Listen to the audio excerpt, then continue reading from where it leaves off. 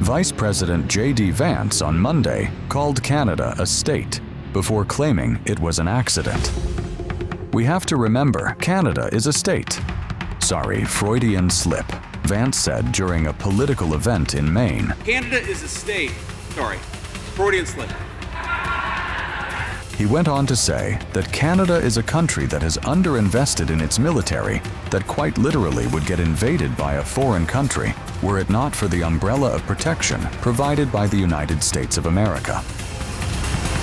Wondering if you can talk a little bit about the negotiations over the tariffs with Canada, and particularly what might you say to businesses and consumers that are worried about the impacts of those tariffs and how those negotiations are going? Sure.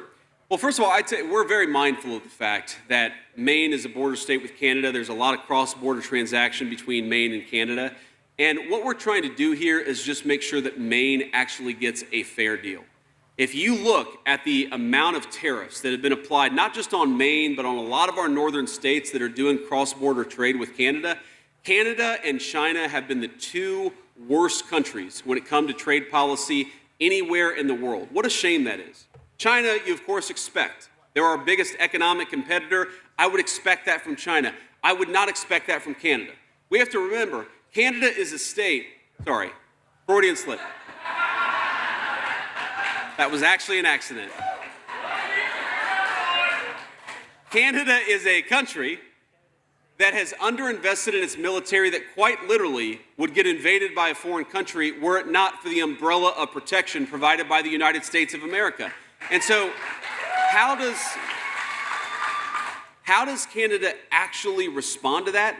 By treating the people of Maine fairly? No. They apply ridiculous tariffs and other non-tariff duties on Maine products coming into Canada, and they don't expect Maine or anybody else to fight back.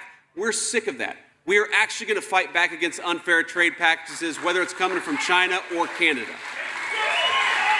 Now,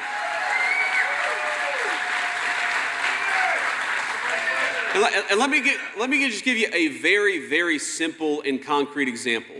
If you buy dairy, cheese, butter, milk that comes from Canada into Maine, you probably are buying a product that has 0% tariffs on it, okay? And by the way, if Canada applied 0%, that would be one thing.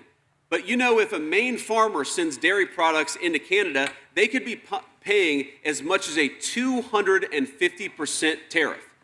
Now, how is it fair to the farmers of Maine that they pay 250% when the Canadian farmers pay nothing? That unfairness is something that we just have to fix. And here's what happened with the most recent round of negotiations. They're still ongoing, and I want to be respectful of the process. But we know that Canada allows itself to be used as a backdoor for Chinese goods. They treat Chinese goods more fairly than they do the goods that come from the people of Maine. It's insanity. And what we've said to Canada is stop it. Apply a basic principle of fairness to the trade that you're doing between North Dakota and Canada, between Maine and Canada. And what happened at the very end is they came in with a bunch of unreasonable last-minute demands.